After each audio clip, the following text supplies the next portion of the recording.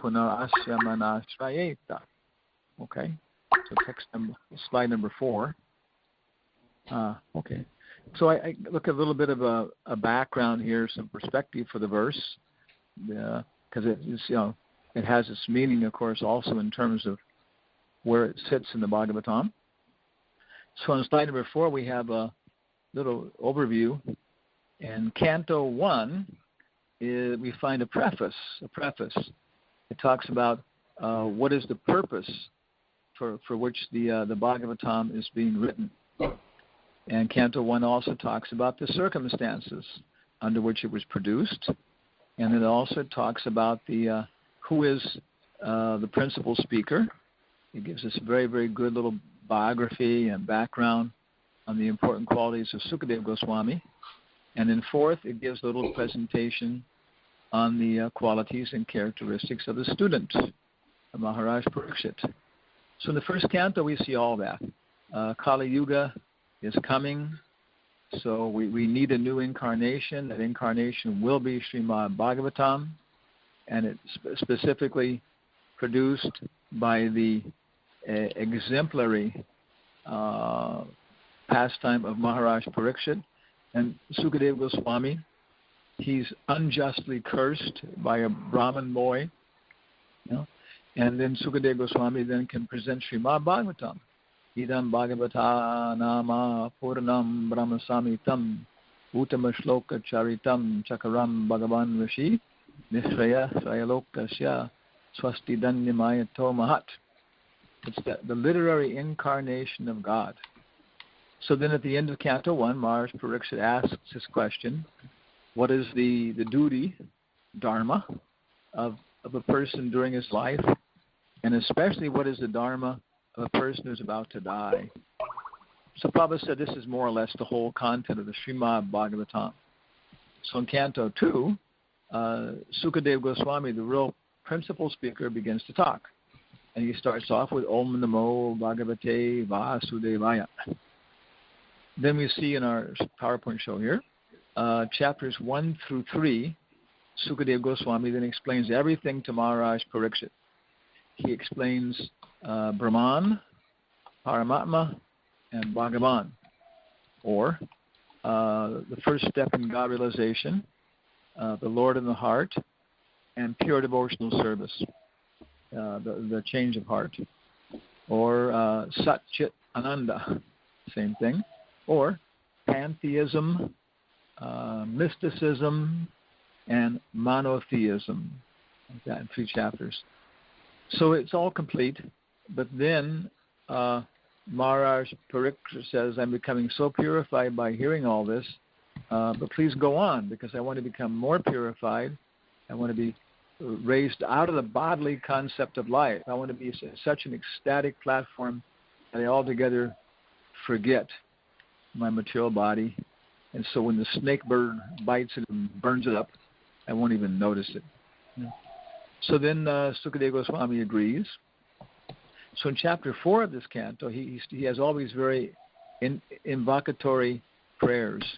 Of course, there's a little bit of a question why he didn't do that before he started in the first chapter of this canto. But somehow or other, because we're a little bit more formal now, he steps back. And then in chapter 4 is all these beautiful prayers asking the mercy of the Lord, describing the Lord. And then he says, I will explain the Bhagavatam to you again, but now I will explain how Lord Brahma originally spoke it to Narada Muni. So that's chapters 5 through 6? No, that's 5 through 7. There was a mistake on the PowerPoint show. 5 through 7. And then 8, 9, 10, the last ones pretty much finish off with how the Bhagavatam was originally spoken by Mahavishnu to Lord Brahma. Yeah, Karadaksha Vishnu to Lord Brahma. So in the first 2 cantos, we find Vishnu to Brahma, Brahma to Narada, then Narada to Vyasa, that's first canto. Vyasa to Sukadeva Goswami is not there, it's just mentioned. But then Sukadeva Goswami to Maharaj Parikshit, and at the same time, Sutta Goswami heard it, and then finally, Sutta Goswami to the sages of Naimisharanya. So little parampara, and every time, pretty much, it's like 3 chapters.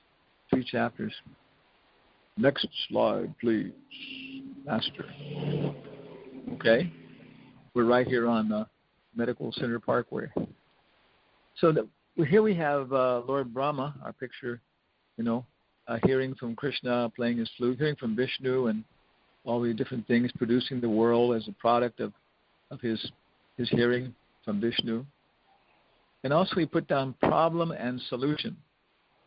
Because all the time, in the first Bhagavatam, when Suda is talking to the sages have a problem. They don't know what sacrifice to do under the given circumstances like that. So they're asking, what is the proper scripture? What is the proper sacrifice? And Sutta Goswami answers them. Okay. And then Vyasadeva has a problem in the next 3 chapters. He's produced all the Vedas. He's done all the austerities. Been a very good devotee in so many ways, But then what he did was he opened a vegetarian restaurant. He was, participating in animal rights programs and teaching Hatha Yoga, So he wasn't completely satisfied. So then he had a problem. And then Narada Muni showed up and gave him the solutions. The same way Maharaj Parikshit has a problem. And so Sukadeva Goswami gives the answer in Srimad Bhagavatam. So we see this again and again. But I would say in Gaura Leela, even if people don't even feel they have a problem, Lord Chaitanya shows up and gives them the mercy even without them asking for it. And Lord Nityananda, he comes along and forces them to take it like that. So by different levels maybe of mercy, Sankirtan. That's kind of a little perspective here. Then we go on to slide number 6. Okay. And this chapter then, because now Lord Brahma, he's answering Narada's problem. And Narada's problem is, what is Narada's problem there? You got the answer? Think to yourself. Is that he sees his father, and of course this is very, very primordial level when there's very, very few people in the whole universe. And he sees his father, and he sees that, he holds the whole universe in his hand like a walnut.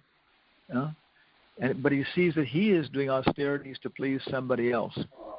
So he asked him, is there somebody greater than you? And so at that point, Lord Brahma says, yes. You've asked a good question.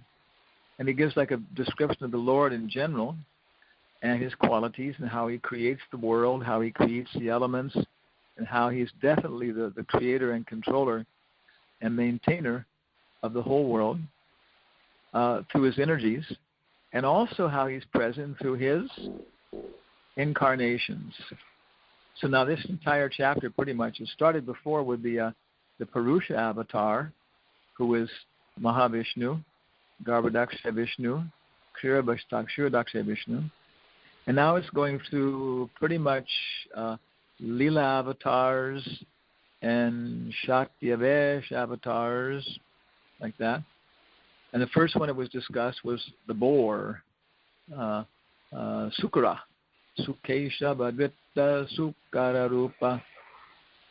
And then after that it discussed Suyajna, who also became known as Hari, who is a grandson of Swayambhuva Manu. And he's an incarnation of Vishnu, and his wife is incarnation of Lakshmi. They're twins. And they then became the Indra. And he also, I think he produced different demigods, Tushtitas maybe, who then took charge of the universe and ran things properly. And he removed everybody's problems, suffering. So he became known as Hari.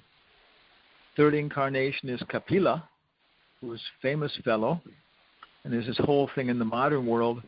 So it's interesting. I did some research on the Kapila and his philosophy as the Indologists look at it.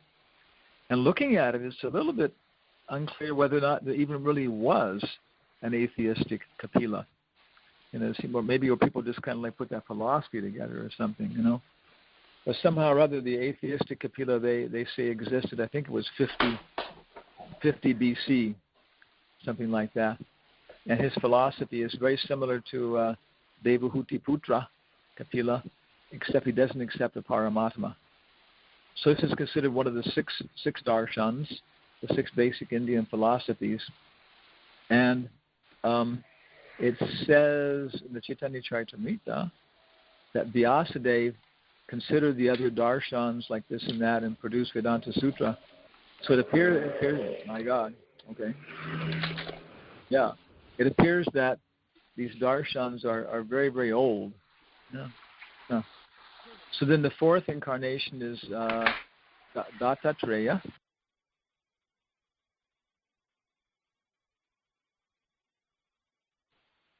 Okay. Fourth, Dattatreya, who's the son of Atri.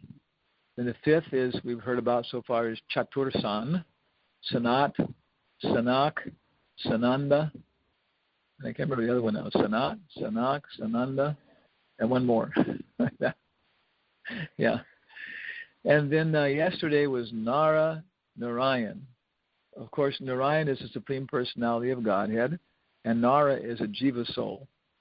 But they hang out together so closely that it is called Nara Narayan. You know? And of course, in Dwarka, Krishna and Arjuna are considered incarnations of Narayan and Nara, like that. So yesterday's verse, and then after that, then today's verse actually is a continuation. It's the first time that two verses were used up to discuss an incarnation. So then after that, and today's verse is also part of that. Then we'll go ahead and we'll hear about how Vishnu incarnated to satisfy Dhruva.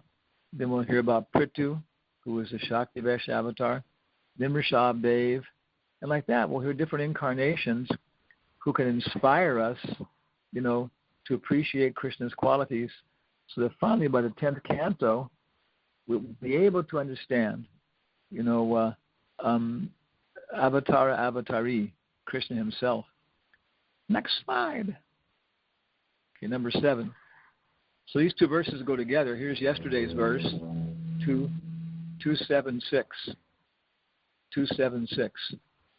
He appeared in twin forms as Nara, Narayana, and Nara, celestial beauties. I've condensed it.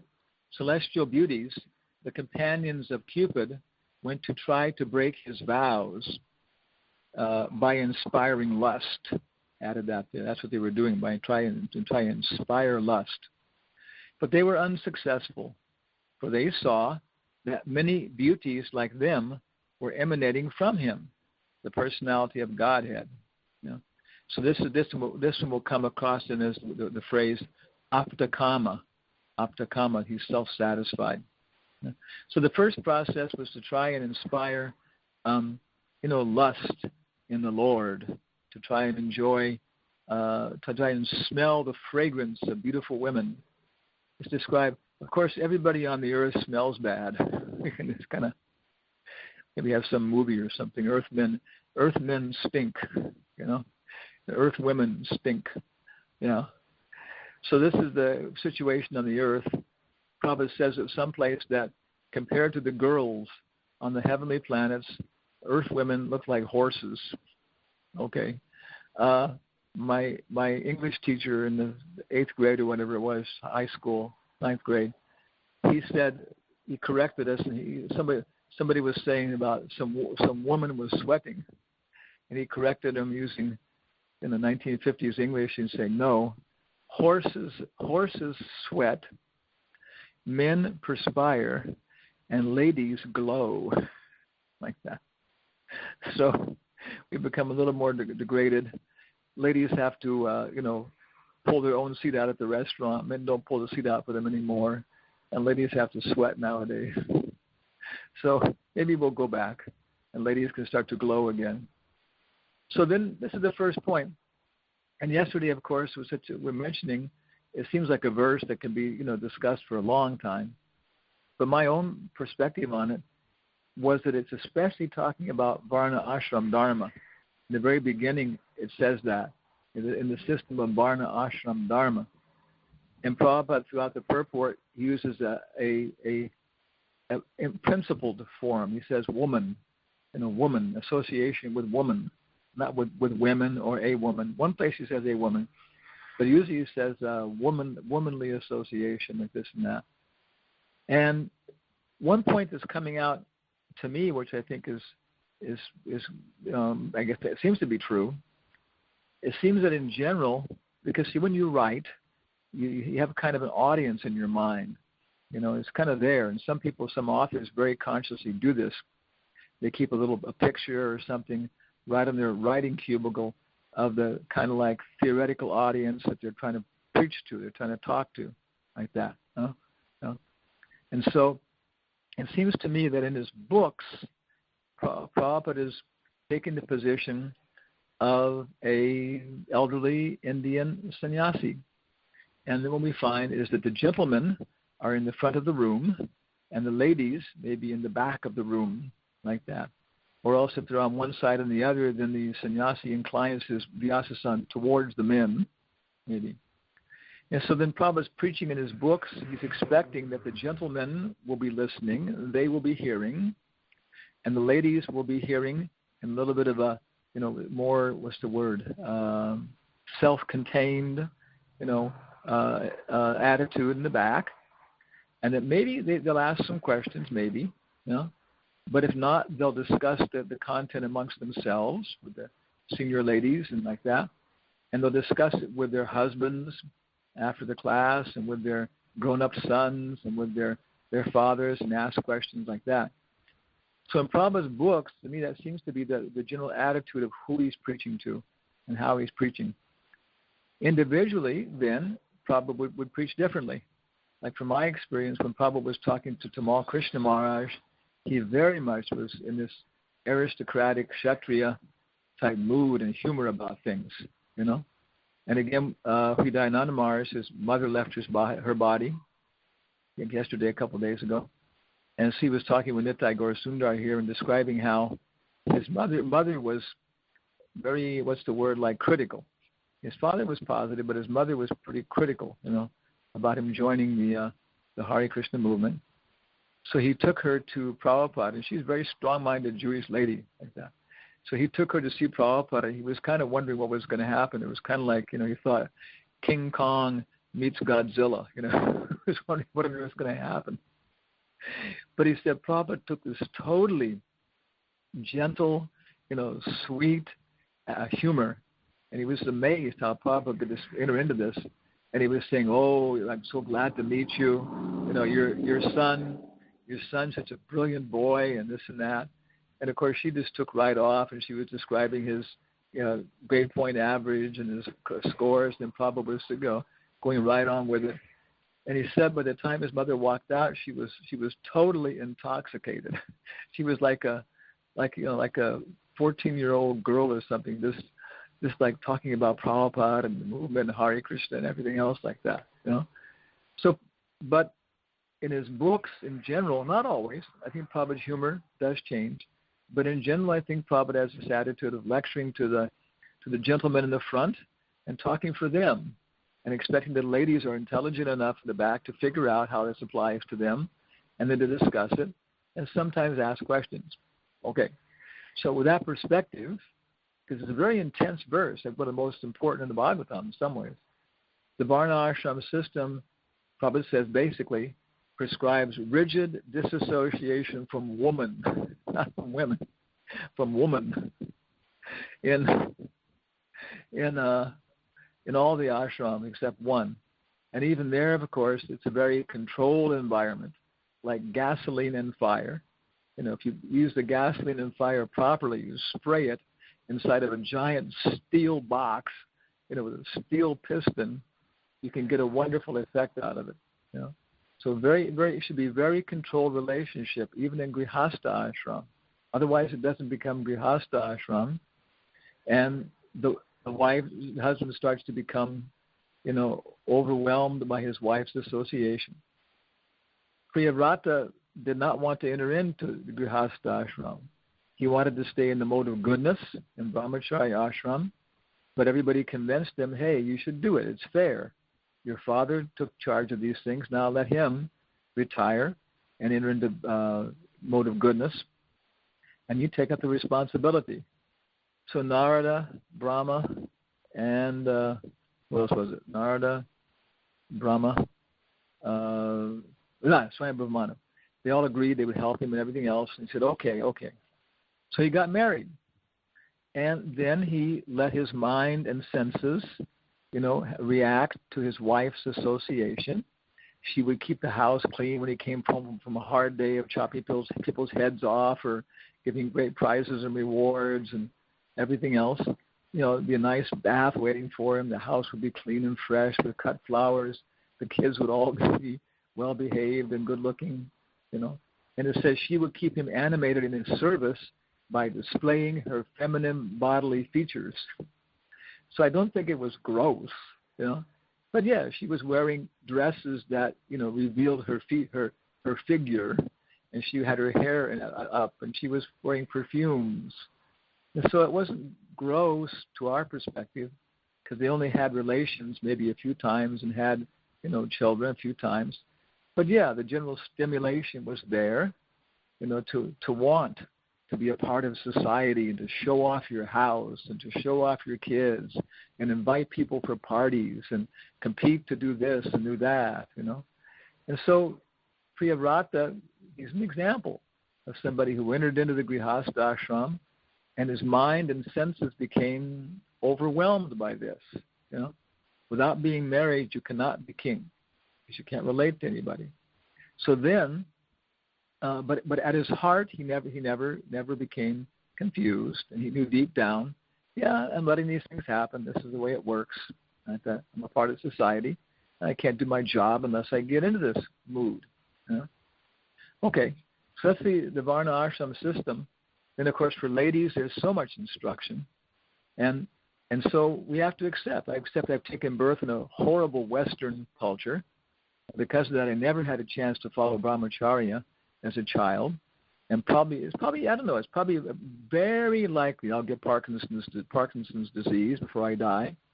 It's very likely I'll become senile and not even remember who I am. But at heart, hopefully I'll be strong enough to be a devotee and take advantage of that and be in devotional consciousness and die pretty quickly, of this stuff. But it's not surprising. The horrors, we enjoy like anything as Americans in our youth, but then we suffer like anything in old age with, on dialysis, with senile dementia and Parkinson's disease, Yeah. So this is the disadvantage of taking a birth in the Western culture. And I have to admit that people who took birth in India, they have superior bodies than I do, And so the same way, it seems the basic principle here is that if you have a female body, you accept, okay, I got this because of certain desires I had. And basically, it's a body where I can try and enjoy material life. I'll be stimulated by nice clothes, by nice house, by nice social position, which a man is not by himself is not so stimulated for. You see, men can dress, not married, they dress really grossly. They don't care so much for their situation in society, and these kind of things. They can cook for themselves, eat beans. So female body inspires us to sense gratification, and because I wanted it, I got it. Other hand, it also is a natural binding force, for men like that. Okay, I accept this. So I have to control this and connect it to Krishna. And then everything can be very nice. If I'm grounded in Krishna consciousness, then I will inspire a very, very nice Krishna consciousness in ISKCON, in devotional service. And in fact, women, as a source of inspiration, are more powerful than men. And so therefore, when they're inspiring the men to be Krishna consciousness, they're more powerful. They're the most powerful force in the society, like that. So nobody has a weak position. Nobody has a less important role. It's just how you use it properly. And then the natural thing is for women to also be disassociated from woman. How do you become disassociated from woman when you're a girl? By loving your daddy. And so of course little girls can just idolize their daddies, their hero. They're my hero, my daddy. Back off. He's my daddy.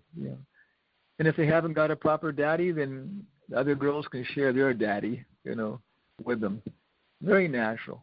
Okay, and then you're disassociated from your feminine aspect and associated with the masculine aspect. Of course, adult nature then can be very attached to your husband, and enhanced it, stimulated. And then the feminine qualities become properly situated and detached from those and attached to the male qualities. Old age, attached to your grown-up children or grown-up devotees, like that. And then even if you don't take birth in Goloka, and why not? Let's just finish it all off, Why not? Devahuti did it, Then you will take birth in a better place. You'll take birth as Shankaracharya or somebody, where you have a great, body with no distractions for relishing the unlimited pleasures of the Supreme Brahman effulgence, and then maybe finishing off your work as a devotee. So it's kind of like our little perspective on the 276, because they're tied together. Okay, so that's how to deal with lust. But this next verse says, great stalwarts like Lord Śiva can, by their wrathful glances, overcome lust. Yeah, you can just burn up lust. When you become angry, you're not lusty, right? When you're filled with rage, you're not feeling any lust, Overcome lust and vanquish him. Yet they cannot be free from the overwhelming effects of their own wrath. Such wrath can never enter into the heart of him, the Lord, or maybe Narayan here, who is above all this. So how can lust take shelter in his mind? Next slide, number 7. This is the actual thing here. So I guess I'll just read it again. Great stalwarts like Lord Śiva can, by their wrathful glances, overcome lust and vanquish him. Yet they cannot be free from the overwhelming effects of their own wrath. Such wrath can never enter into the heart of him, the Lord, who is above this. So how can lust take shelter in him? Slide number 9. And here we have a nice picture of anger. You can see it. And this is, I found on the internet some demon with 4 horns with, fire coming out of his mace with armies of guys and demons below.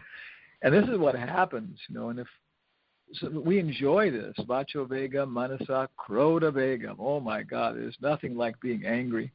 Every year, and they have new movies, right? But I think every year you'll see a few revenge movies coming up. Like the teacher who gets revenge against his students, the housewife who gets revenge against her husband and kids, There's this really lust movies they have, but also there's always a few of these revenge movies. There's nothing so gratifying than crushing your, what did Conan say? The happiness is to crush your enemies under your feet and hear the piteous howling of their widows. Oh, what a thrill, Yes. Okay, but next slide, number 10. Here we have a nice picture of a very beautiful witch.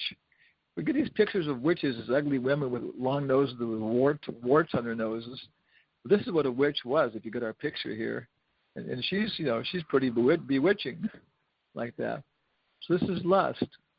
But here it's saying that lust is the immature stage of anger. So today we're going to discuss that a little bit about how to deal with anger. Slide number 11. Purport by Srila Prabhupada. When Lord Śiva was engaged in severely austere meditation, Cupid, the demigod of lust, threw his arrow of sex desire. Lord Śiva, thus being angry at him, glanced at Cupid in great wrath, or wrath, and at once the body of Cupid was annihilated. Although Lord Śiva was so powerful, he was unable to get free from the effects of such wrath. But in the behavior of Lord Vishnu, there is no incident of such wrath at any time. Anytime. On the contrary. So as I remember, the whole story is that I think Lord Śiva was already married. Parvati had come along and convinced him to marry her. But they needed some kind of child of Shiva and Parvati who was powerful enough to defeat some demon. So Lord Shiva was so austere, kind of like Adam and Eve in the Garden of Goodness there, that he had no agitation, for sex. He didn't even see the feminine beauty of his wife. So he told Kamadev, go and agitate him. And Kamadev thought this not a very wise proposal, And he didn't want to do it, but he said, okay, I'll risk my life. And he sure enough did. He got burned up. And he became, I think, Pradyumna in Krishna Lila, like that. Okay. But it's saying that Krishna doesn't have this. Lord Shiva has it, and he still becomes contaminated by it. Slide 11, slide 12. Slide 12. And Prabhupada says, Brigamuni tested the tolerance of the Lord by purposely kicking his chest. But instead of being angry at Brigamuni, the Lord begged his pardon, saying that Brigamuni's leg might have been badly hurt because his chest was too hard. The Lord has the sign of the foot of Brigupada as the mark of tolerance. And so I was, Pujari for a long time, even for Radha Gokulananda in San Francisco, Berkeley, and bathing and dressing them. And yes, right there on Gokulananda's beautiful chest, there is a footprint like that. So I tried to find one on the internet. I couldn't find it. But this is on the deities. The deity had this footprint of Lord Brigu. And Prabhupada says that modern Brahmins are proud of this, of being able to put their feet on Lord Vishnu's chest, like that. And then, of course, shows a picture of Brigamuni. And also, if you want to look on the Vedabase.com, you can go to the Krishna book, and it's chapter 89, the whole story. Slide 13. And here we extracted this a little bit. Super excellent powers of Krishna, chapter 89. Long, long ago, there was an assembly of great sages on the bank of the river Sarasvati, who performed a great sacrifice of the name Kshatriya. In such assemblies, the great sages present are usually discuss Vedic subject matters and philosophical topics. In this particular meeting, the following question was raised. The three predominating deities of this material world, namely Lord Brahma, Lord Vishnu, and Shiva, are directing all the affairs of this cosmos. But who among them is the supreme? So this, of course, was Brigamuni's assignment. And as you know the story, he tested Shiva, and Brahma, and Vishnu, and found out that Vishnu had the supreme quality because he was so tolerant, like that. And he figured this was the greatest, most powerful attribute, was tolerance. And then, Trinadapi Sunichena, Amanina Manadena. Lord Vishnu gave all respect to Brigamuni, but then required none for himself. Rather, he saw the problem in the situation being his fault and not Brigamuni's fault.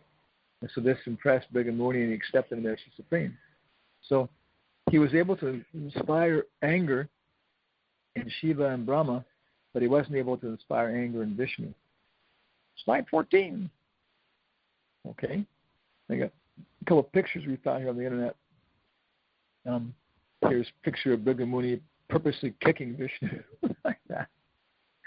That's a great way to show up. Of course, Lakshmi didn't take it so kindly. And then a picture of Lord Vishnu massaging Brigu's foot. Slide 15. Okay. Prabhupada says, the Lord therefore is never affected by any kind of wrath. So how can there be any place for lust? Yeah. Which is less strong than wrath. When lust or desire is not fulfilled, what's it called, lust, anger, and greed, there is the appearance of wrath. But in the absence of such wrath, how can there be any place for lust? And you click, and you'll get the little insert here, okay, which is Nectar of Instruction, verse number 1. And Prabhupada says, as for the agitations of the flickering mind, they are divided into two divisions. The first is called Aviroda Priti, or unrestricted attachment. And the other is called viroda yukta krodha, anger arising from frustration. When the materialists cannot fulfill their plans, and when their desires are frustrated, they become angry.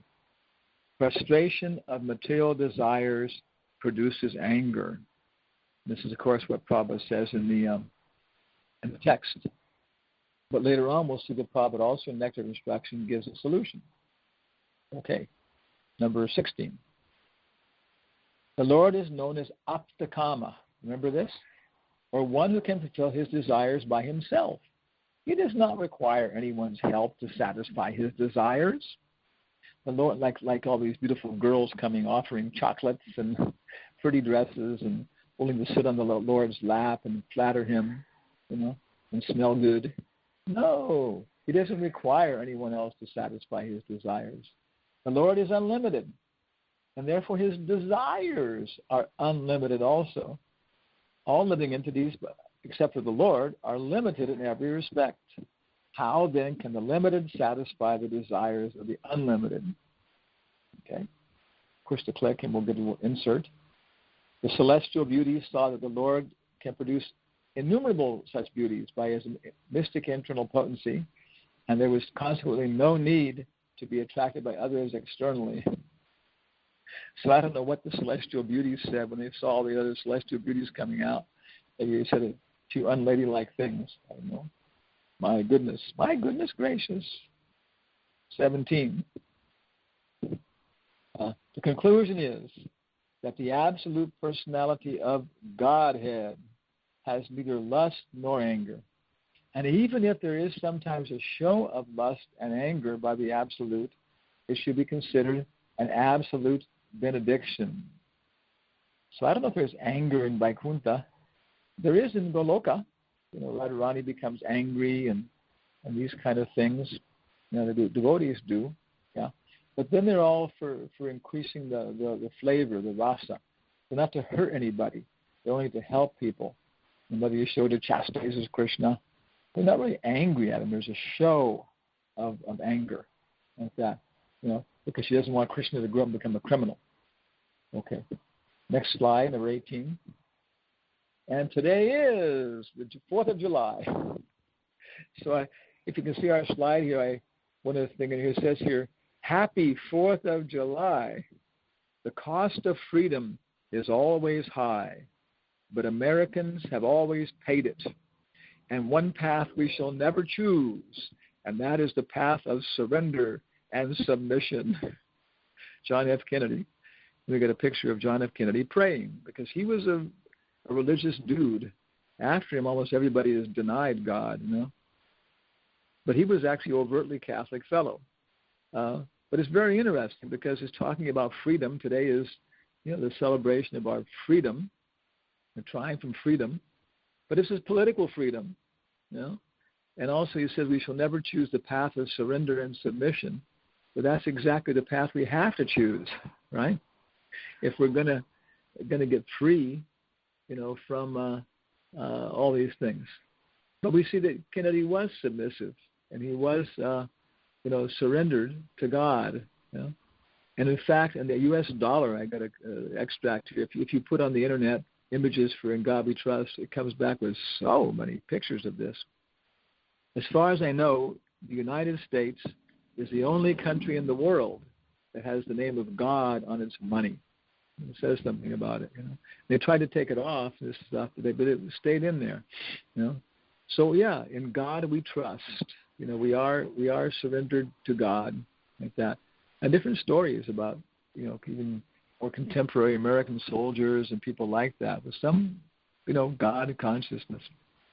Then up in the corner, because this is the other aspect of the 4th of July, we got this very, very simple. This is like iconographic thing here.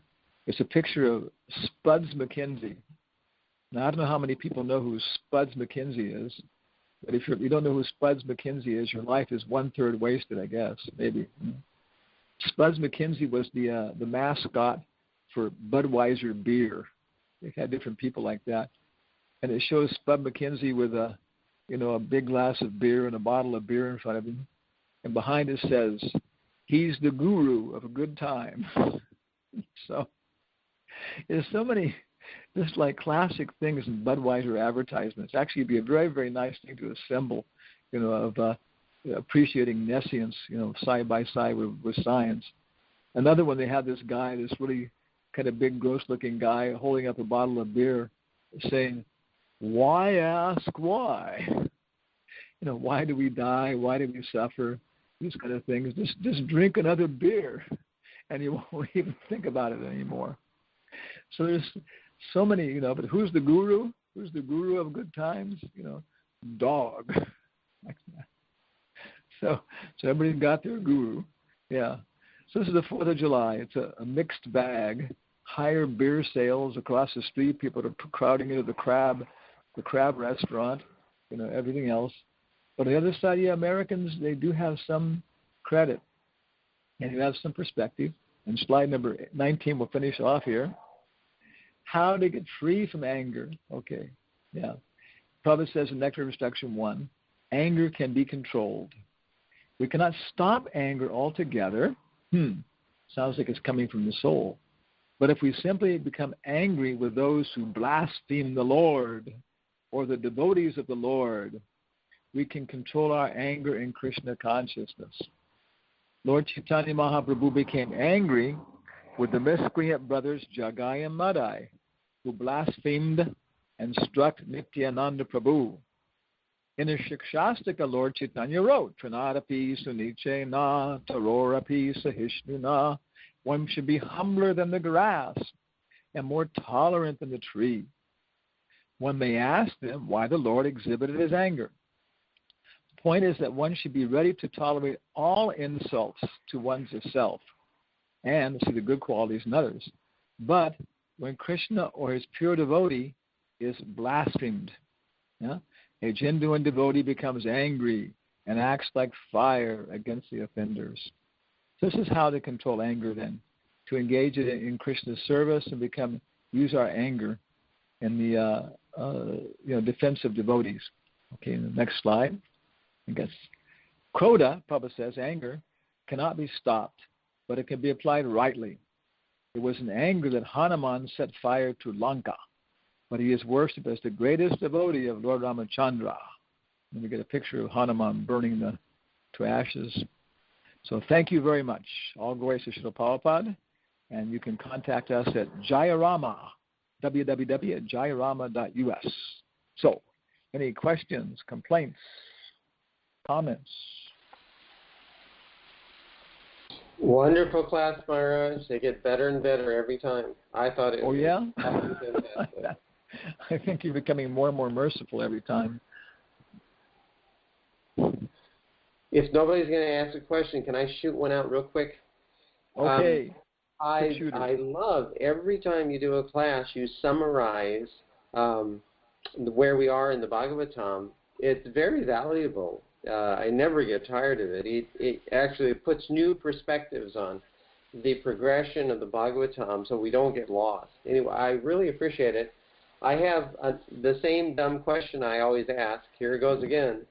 The first canto is the introduction, the circumstances, the author, the speaker, and then who's being spoken to, etc.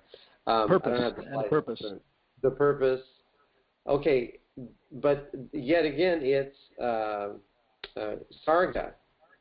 Visarga we can see, because we're talking about the creation of Lord Brahma. But Sarga, why first canto introduction is Sarga? In the end of the second canto, we'll say that all the Puranas include 10 topics, or at least 5 of them, or something like that. We'll mention that, And then it mentions a Sarga, the Visarga. I think the next one is Manukata, like that. Then there's something else, one after another. So then Sridhar Swami says that the 10 cantos of the Srimad Bhagavatam are divided up according to this fashion. Okay. Then Jiva Goswami says no, that different topics are dealt with in each one. Okay. Now, so what is poor Srila Prabhupada going to do like that? He can't, he doesn't want to. So I think what Prabhupada says, he says this first canto can be called Visarga or Sarga. The second canto can be called Sarga, like that. So it seems like he's kind of like, it's what being polite to all of his superiors, he may say, this first canto, second canto may be called Visarga, but Jiva Goswami says, so I think that's why the titles are there in deference to Sridhar Swami. And I would say that maybe the focus is there, because first is the creation by Mahavishnu, Sarga. My God, some hellish noise in the background there. Watch your noise. Yeah. So the first canto is Sarga, and maybe it's mentioned then because Lord Brahma describes it. Lord Brahma describes the creation by Mahavishnu. The second canto, there is a description. Yeah, we will get into it. We'll start seeing how Lord Brahma. We actually even saw it, didn't we? How Lord Brahma then creates like that. And in the third canto, then the Manus are created, and then there's the creations by Manu, like that. And then the fourth canto, I think, is the creation of the fourth order, which is something coming down to even more, specific. Then after that, there's Poshanam, specific shelter for the devotees. So I think that we may see that actually, that these things do kind of go on, but other things are also discussed too. And so the first canto, there's Sarga, because of the creation by Mahavishnu, is described by Lord Brahma. Okay? All glories to you, Maharaj. Thank you. I have a question here from Raghava Pandit, who does not have a mic. Okay. If there is time, I have a question. In the slide about the sages that gathered at the Saraswati River, it was mentioned that they discussed Vedic subject matters and philosophical topics. What could be the Vedic subject matters? Well, Vedic subject matters for the most part talk about, Varna Ashram Dharma and elevation to heavenly planets, like that, But of course, this is part of a whole program for purification and everything else. So the sages might have discussed different, for example, like the Dharma Shastras. There's something like 81 of them or something like that, and there's like 14 prominent ones. And the ones that are most prominent for us are the Manu Samhita and Parashara's Dharma Shastra. Prabhupada recommends those. Okay, so maybe the sages, after having their little discussion, decided that Parashara Muni should talk about Dharma for Kali Yuga. And then it was produced like that, But then they start to discuss philosophical, love of wisdom, going beyond love of, what would that be? Philo something, love of sense gratification, philo eros or something like that, yeah. And so then they Vedanta Sutra, Tato Brahma Jignasa. Now it's time to get to what is the real ultimate goal of these things. So then we get to the Upanishads and things like that. So I think it even says directly that these sages apparently were people who had not come to the conclusion yet, like this. They didn't know which of the three modes was really supreme. And so the conclusion with Brigamuni was they found that the mode of goodness is supreme. Well, okay, then within the mode of goodness, what do we find? What is Vishnu's characteristics? How does he incarnate? What does he deal with things? And then maybe then beyond that, So that they discuss Varnashram, they discuss, Upanishadic impersonal realization, and then higher, like that.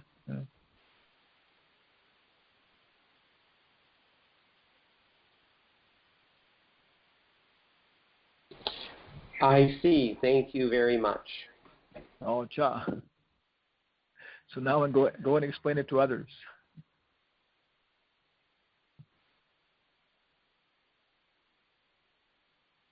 It's 7 o'clock. By the way, today is a Rath-yatra in Volcano, Hawaii. So some of our people are not here. Oh. 4th of July Rath Yatra. That's a good day. Wow. Lord Jagannath. Yeah. Lord Jagannath looks like a Rath Yatra fellow. I mean, a 4th of July fellow. And of course, Balaram is known to become a little tipsy every now and again, so he might also see a few good qualities in Spuds McKenzie. In that, probably says in his intoxicated state, may Lord Balaram see some good qualities in us. So maybe he'll see a few good qualities even in Spuds McKenzie, and find out how he can help people make a little progress. Yeah. You know, I don't think I'm biased by saying this, but we really are the life of the party. You know, we're one of the largest. Actually, at least as far as this party, we are the largest group there, and biggest float, and and the same way in Honolulu. The other floats are really quite dull compared to the Rath cart being pulled by all these devotees and having big kirtan and interacting with people. In the was it the Mardi Gras? Excuse me, Ramananda, I got an email that said all floats are banned except ours. Oh my goodness! Really? That's interesting. I didn't know that. Incredible. We have the only float. My goodness! My God, we belong to a jealous God. Wow. In the Mardi Gras festival.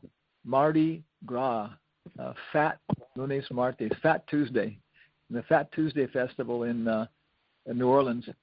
They have these like regular flatbed, big trucks. You pull them with the regular, tractor trailer type thing, the big ones. They're flatbeds, and somebody puts their floats on those. Different groups like that, Budweiser beer and everybody. They throw off all these necklaces that people collect. And so the first year the devotees were up there, people were throwing beer bottles at them and stuff, go home, Hare Krishna, And the second year they're up there chanting, and they said, oh, the Hare Krishnas again, okay, tolerate them, because devotees were throwing out these nice necklaces with pictures of Jagannath on it. In the third year, people were looking for them, So I don't know how it is now, but when I was there after several years, they always made the Jagannath Rath Yatra the last float in the parade, and the very back of it, they have this it's about a 10-foot tall face of Lord Jagannath. I walked into the temple, I walked around the corner, and there was this face of Jagannath, staring at me. I just kind of screamed a little bit, and so everybody there says, oh yeah, the parade's not over till the black man smiles, And so what's finished off? It's finished off in the Mardi Gras and the Bourbon Street quarter like that, with this gigantic black man with a big red smile, at the end of the whole thing. And it's so satisfying. So we were there one time chanting the whole time, and people kind of chanting along a little bit and with their beer bottles. And there's one police car that goes behind the whole thing, of course. And it's about, I don't know, maybe like an hour and a half parade. And this guy is sitting there, about 25 feet behind Lord Jagannath with his 10-foot tall Jagannath face staring at him for over an hour and a half with the devotees chanting, Hare Krishna, Hare Krishna. So I don't know what kind of, it's maybe somebody who was damn and determined to avoid Krishna. But Krishna said, oh yeah, try this fella. So the guy must be waking up with nightmares, every now and again with this giant face of Lord Jagannath, pursuing him. Okay, so thank you all very much. Have a wonderful 4th of July. Thank you, Maharaj. Thank you, Maharaj. Hare Krishna. Jai, this is awesome. Hi,